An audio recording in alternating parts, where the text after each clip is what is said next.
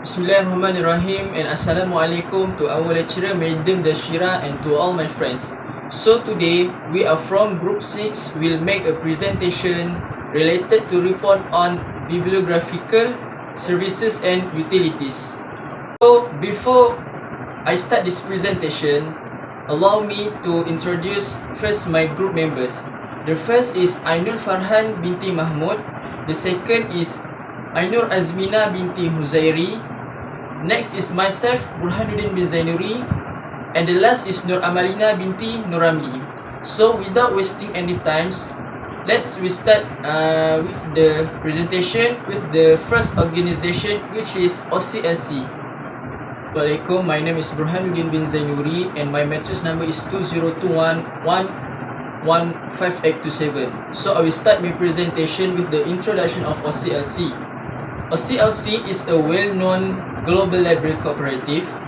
It offers shared technology services, original research and community programs to its members, as well as to the broader library community. Members of the OCLC include librarians, technologists, researchers, leaders, students and pioneers. OCLC will bring together thousands of library members from over 100 countries to make existing information more accessible and useful. The OCLC library also will manage a large amount of knowledge collectively, and they will make the information more visible and accessible to end users. For example, through shared WorldCat data and syndication programs, thanks to the collaboration. Creating relationships outside and within the library community will be one of the benefits of sharing these ideas. This also aids researchers and students in their goal of bringing the world's knowledge within their grasp. Next, we go to the history and background section of OCLC. The Ohio College Library Center was founded in 1967 as the original OCLC. During this time, they used a computerized library system that linked 54 Ohio College libraries.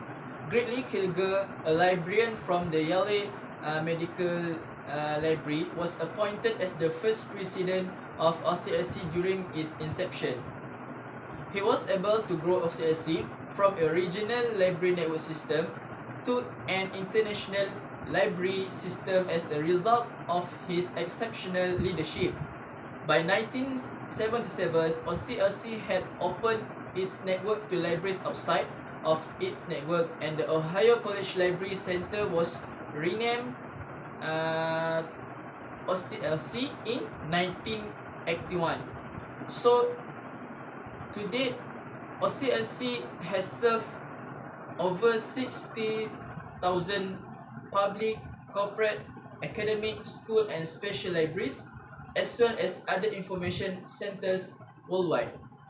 Okay, so next we go to the mission, vision and objective of OCLC. OCLC main mission is they want to collaborate to improve users' access to information stored in libraries around the world. OCLC's vision is to be a well-known global library cooperative while also existing libraries in serving users and the general public. So by providing economic access to knowledge through the innovation and collaboration. So for their objective, they want to increase the availability of library resources to users, and they also want to reduce the rate of increase in the cost of libraries per units. This aims to further improve the ease of access to users. So other objective for OCLC, they also want to deliver library capacity such as metadata examples, expertise and services depending on their user needs. We go to the participation from other bodies, countries, association or types of membership section.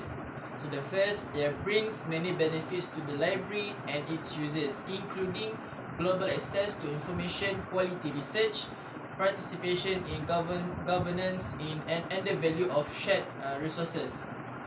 So the number 2 is OCLC members also contractually agree to participate in each of the cooperative services, although there is no separate membership fee, and they also have to participate in each of the cooperative services set out in the membership criteria, which are reviewed by the board membership committee on an annual basis.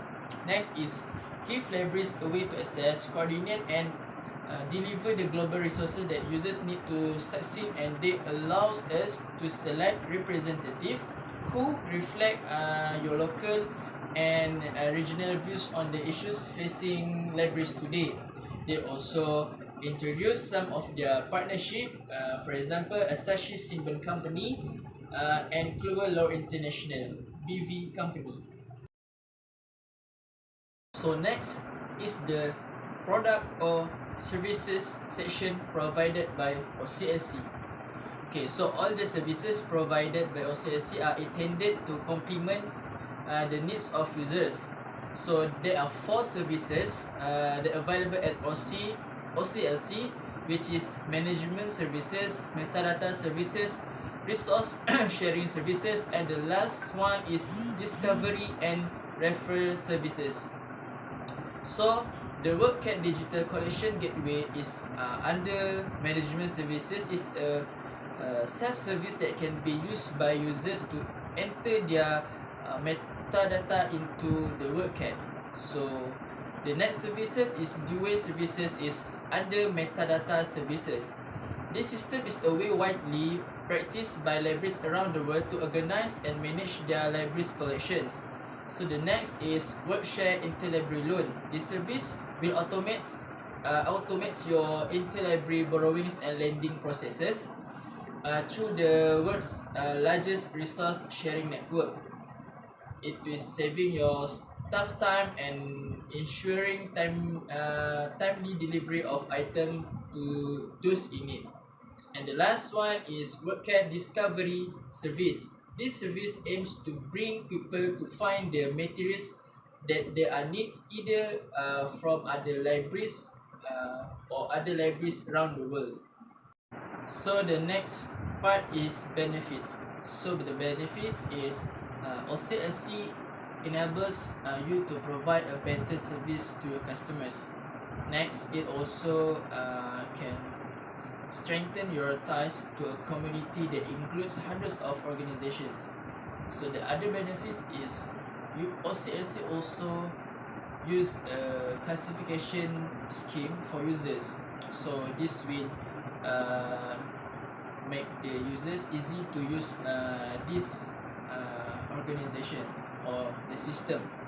So the last is OCLC also offered the ability to license the WorkCat records for partners. Alright, so now we go to the part of future planning of OCLC. First is they want to build powerful network. This help existing libraries around the world to achieve greater success. The number 2 is lead with technology. So they want to use the technology to lead with high innovation and more confidence, at the same time sparking the creativity of others. So this is because most of their libraries use the new technologies to increase access and opportunities. So the number 10 is create measurable community-wide impact, which is by this future planning, they will be able to see metrics that are important to their users and help them to move the needle. So and lastly is exceed the user expectation, which is by providing and meeting all the growing needs of their customers. So the point of view, we found several problems and we also give some recommendation action. So for the recommendation action, we suggest to provide a quick access. We suggest to make a system that will notify users who have logged in to expire the session. Other than that, sessions performed by users should be expanded with relevant content regardless of language. So other than that, holding branch name displays on search results scope to a branch whether it is availability off or availability on demand. So the problems, we found that report that search results will be odd when they query more than one database. Other than that, staff at OCLC cannot check out the items using Digby. And the last one is long loan due dates that are not expected. So the last part of my presentation is conclusion. So in a conclusion, OCLC is one of the largest online library services, providing all of the essential resources from around the country to meet all the demands of customers. OCLC resources include e-collection that may be shared with the entire community and are regularly updated with the most up-to-date information sources. So the knowledge will be communicated to the community for personal or professional use, with a focus on individuals who require multiple pieces of information in their everyday life. So OCLC is constantly updating its source information in order to learn fresh expertise and provide easy access. So OCLC is one of the greatest online libraries since it offers a wide range of helpful, high quality products and clearly explains how to utilize them. So that's all for my part. I will pass this presentation to the next presenter, Ainul Farhan. Thank you. Assalamualaikum, my name is Ainul Farhan binti Mahmud. My matrix number 2021108217. So now I will explain about Western Library Network, aka WLN. WLN provides a broad range of innovative, high-quality technical and database services to public libraries, K-12, college, university, corporate, legal, and medical libraries, as well as other institutions throughout North America and abroad. Internet library for librarians has been one of the most popular information resource sites for librarians since 1994. Many professional prodigal have endorsed it. The Library of Congress and OCLC both suggest the Internet Library for Librarians, which is featured on hundreds of websites and recommended by hundreds of institutions and library-related organizations. More than 4,000 materials are linked in the Internet Library for librarians.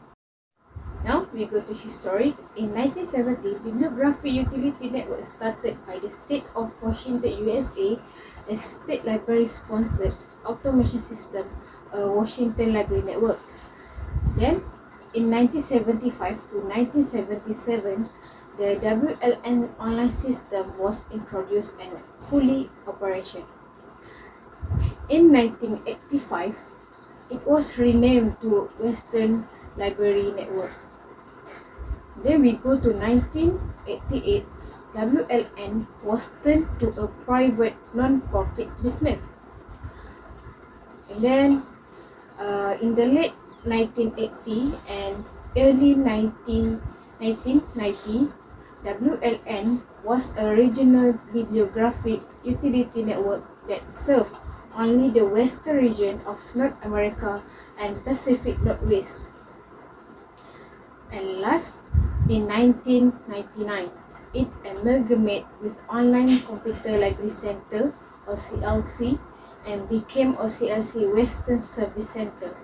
That record from its union catalog have been uploaded to OCLC WorldCat. Now we go to mission. As they said, as the academic commons of Western University, Western libraries provide the library and archival expertise and infrastructure such as information resource, technology, people, and spaces. They are required to cultivate and mobilize knowledge and accelerate excellence in teaching, research, and scholarship. Western Library Mission clarify the purpose and serve as a benchmark against which they will judge their action and decision. And now we go to participation for membership from other bodies, countries, association or types of membership. Nearly 300 members of the Western Library Network. First is Research Library Information Network, RLIN. RLIN is a non-profit organization owned by the Research Library Group, RLG, whose members make up RLIN course, while non-RLG libraries can join RLIN. They have very little influence over the network's decision making and priority setting. RLIN, as its name suggests, serves the needs of big research library. The second one is Online Computer Library Center, OCLC.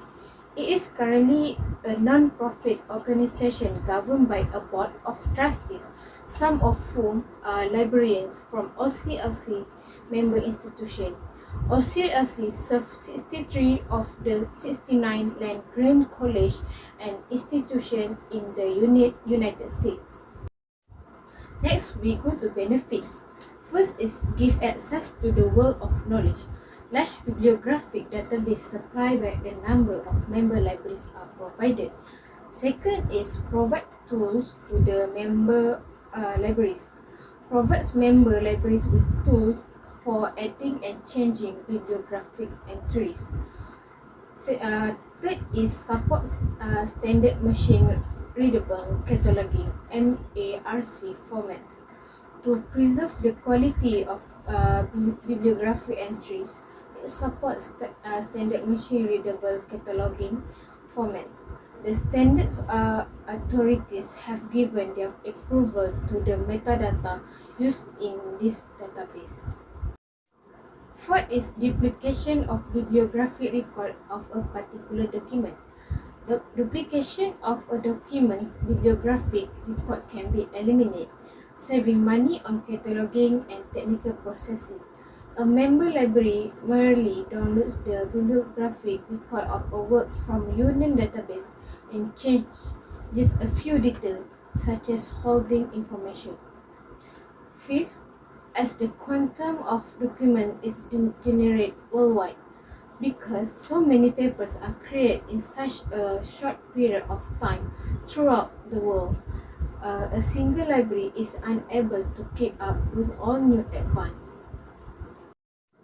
Now we go to future planning of WLN through collaboration with national and state libraries, such as National Library of Australia, National Library of China, National Diet Library of Japan, National Library of Malaysia, National Library of New Zealand, National Library Board Singapore, National Central Library Taiwan.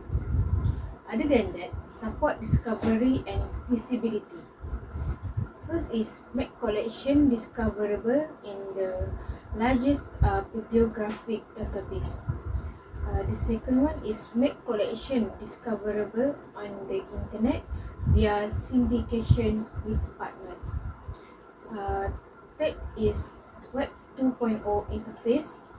And last, back to your OPEC in 3 clicks. Next, we go to points of view about WLN. Began as a national organization or intended to become one. Other regional networks still exist, some of which broker OCLC services and others of which have their own system. Second, the networks all started at about the same time. The networks all began around the same time and with the exception of RLIN, developed geographically. OCLC and RLIN have diverse organizational structures, ownership, and finance, as well as differing interpretation. Last is more responsive and dynamic system. From this, we can see competition among them has surely added the growth of services. The creation of more responsive and dynamic system and the development of more cost-effective service rates. And now we go to the last part, which is conclusion. At present, whichever system a library is fortunate enough to belong to offers historians to tap into the catalogue of hundreds of libraries and archives in the United States and even some foreign countries. Once local library has the detail, scholars are reminded, however, of the limitation of these research machines. The database do not list the entire holding of all member libraries. Retrospective, conversion, and additional cataloging projects are awesome but still have not covered all the older works. The interlibrary loan system of OCLC and RLIN are a tremendous boon to obtaining needed material, but sometimes are still too slow, and not every item list can be borrowed or copied. That's all from my presentation. Now I will pass the presentation to other representative. Thank you. Hi, my name is Nur Amalina binti Nurabi. Today I will present about UNESCO. So, the United Nations Educational, Scientific and Cultural Organization, UNESCO, is a United Nations specialized organization who promotes dialogue between civilization, culture and people based on the mutual respect for shared value. The world may achieve a global vision of sustainable development through this organization. UNESCO projects and activities like the international community broad ambition get supported by the end. UNESCO unique capabilities in education, research, culture, communication, as well as information contribute to the achievement of those goals. History of UNESCO. So, in 1942, the Education Minister Conference was held in United Kingdom. During World War II, those countries, which is UK, are seeking for strategies to reconstruct their educational institution once peace has been restored. On 1 November until 16 November 1945, the United Nations Conference on the Establishment of Educational and Cultural Organization, which is ECO or CONS, was convened in London from the suggestion of Kim. In 16 November 1945, the UNESCO Constitution was signed. 1 year later, on 4 November 1946, 20 nations, including Australia, Brazil, Canada, China, and more, accepted UNESCO.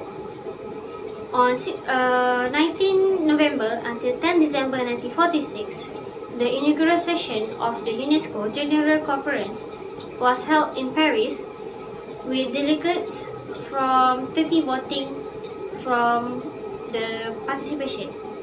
According to them, the new organization must develop the intellectual and more unity of mankind, and in doing so, it can prevent the outbreak from the World War. UNESCO mission, vision and objective. Their mission is to use education, science, culture, communication and information to contribute to the building of peace, the elimination of poverty, to sustainable development and intercultural dialogue. Their vision is to develop educational tools to help people live as global citizens free of hate and intolerance. There are 5 objectives of UNESCO. The first one is providing all people with access to high quality education and lifelong learning. Number 2 is science knowledge and policy mobilization for long-term development. Number 3 is responding to new social and ethical issues. Number 4 is to encourage cultural variety, intercultural conversation and peaceful culture. And lastly is using information and communication to create more inclusive knowledge societies. Memberships. There's 193 members and 11 associate members. Being a members of United Nations, UN, entitles countries to become members of UNESCO. States that are not members of United Nations (UN) may be admitted to UNESCO by 2/3 majority decision of the General Conference. Associate members are territories or grouping of territories that are not accountable for the conduct of their foreign affairs. The majority of UNESCO member states form permanent delegation to the organization, and the UNESCO national commissions are national cooperating entities established by member states to link their governmental and non-governmental organization to the organization activities. UNESCO product or services. UNESCO offers to carry out through 5 programs area. The first one is education. UNESCO education sector emphasizes education as means as promoting global social and economic development. Number 2 is natural science. Its initiatives are tailored to address scientific elements of global concern, including climate change and poverty. Number 3 is social and human science. The UNESCO Social and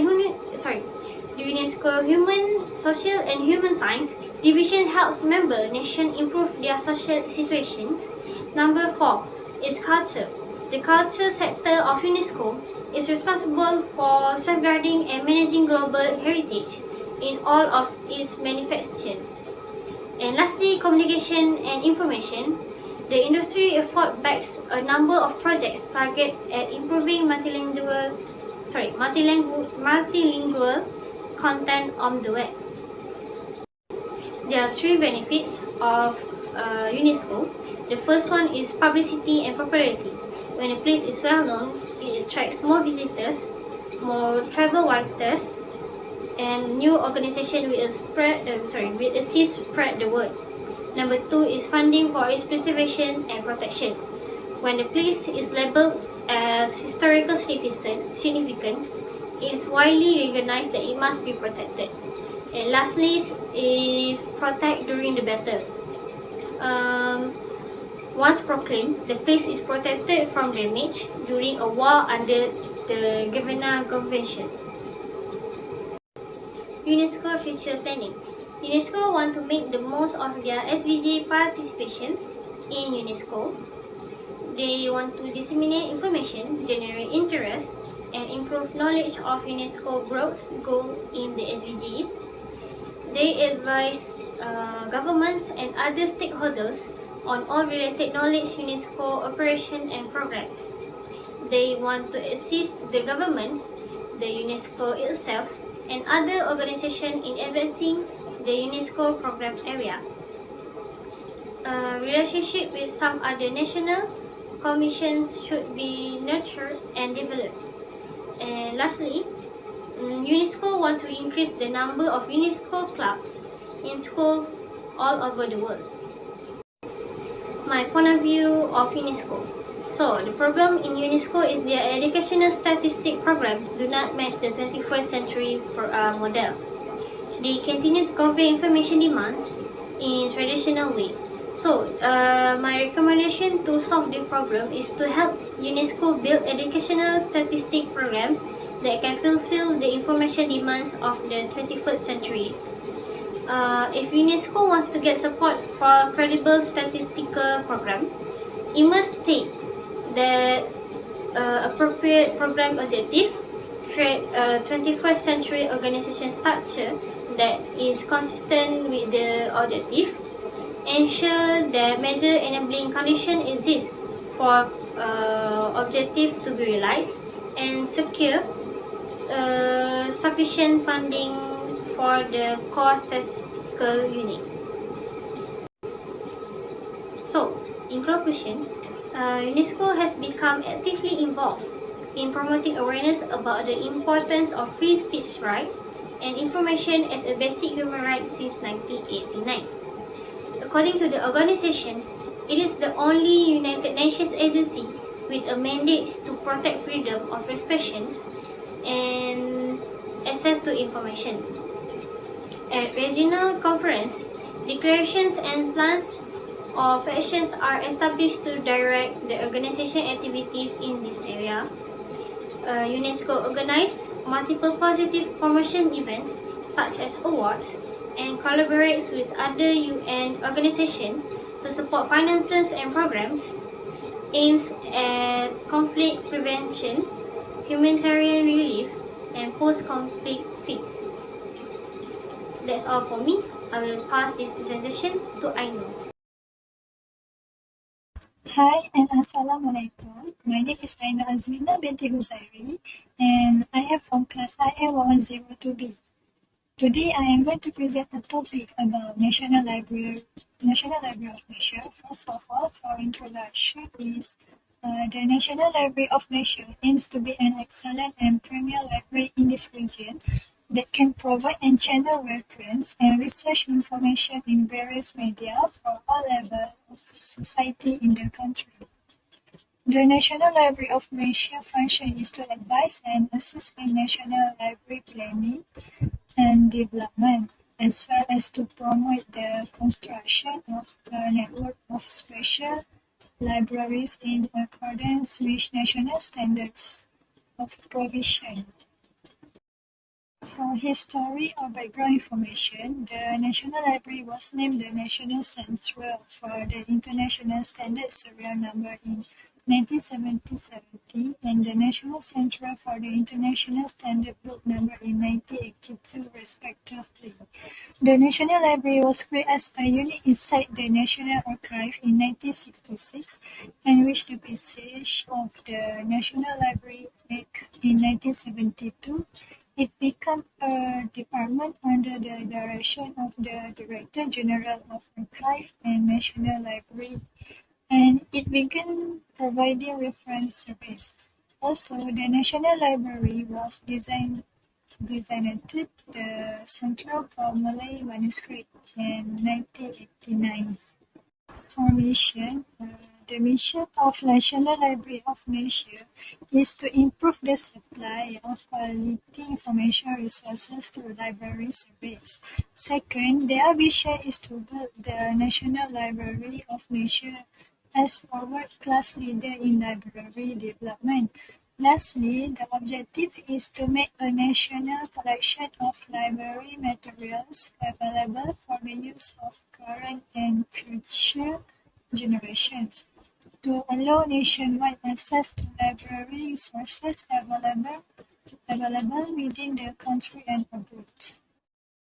For participation or membership, and the NLM, it is simple and free to become a member of the NLM and simply fill out an application and provide identification, which is my card, my key or passport. Membership in NLM and libraries in Malaysia has 1960 and new members signed up for the year 2016, bringing the total NLM community membership to foreigners from 46 countries registered as NLM members in 2016.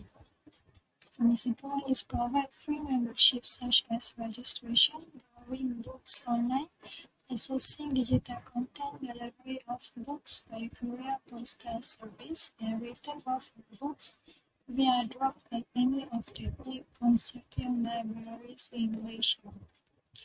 The rest of is school libraries. School libraries does not have any executive power in the development and management of school libraries. School libraries are research centers in the primary and secondary schools are under the administration of the Ministry of Education of Malaysia.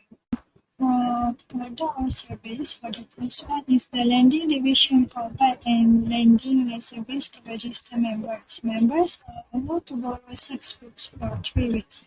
Renewal extension is only allowed once for another 3 weeks from its renewal date. Borrowers will be fined 10 cents per book daily upon failing to return overdue books. For the second one is electronic resource service.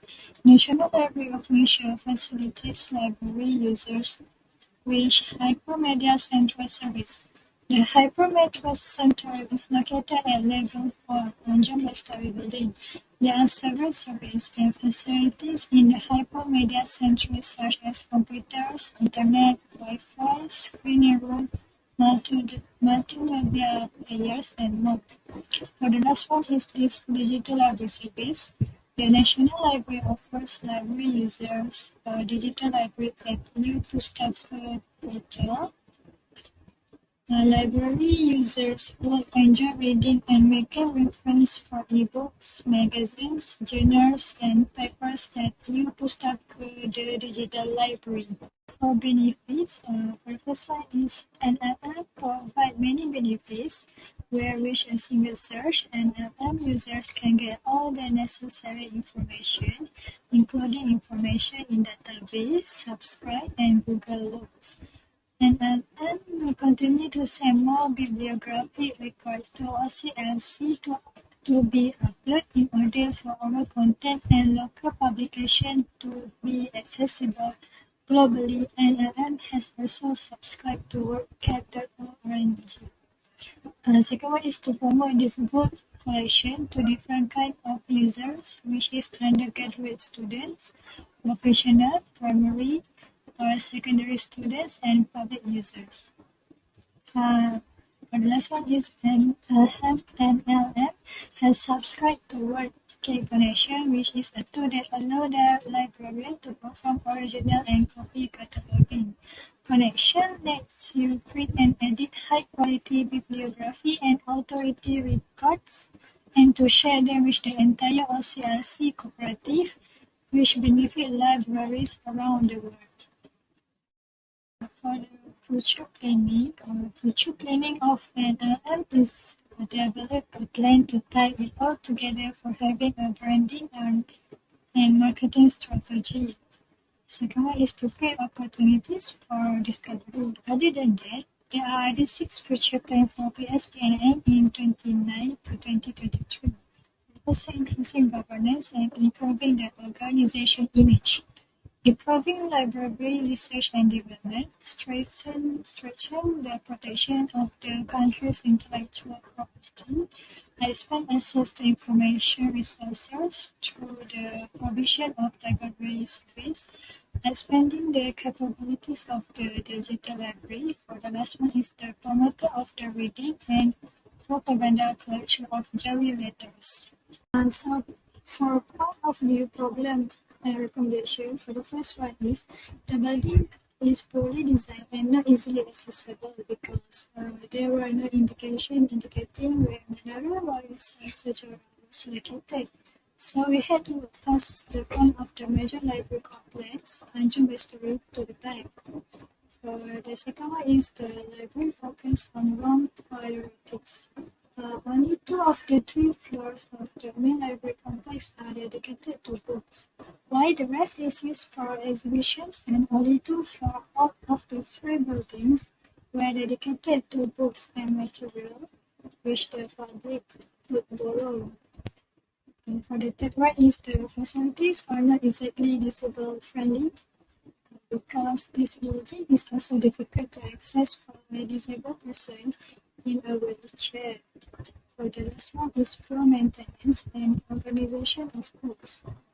Even the modest area set aside for public rental was neglected, stacks of books were discovered strewn across the floor and stacked up on shelving carts.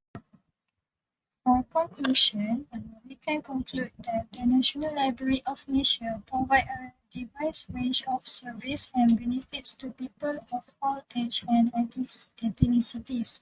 It strives to be a world-class library in an area capable of delivering and general reference and research materials in a variety of media to Malaysians of all socio-economic levels.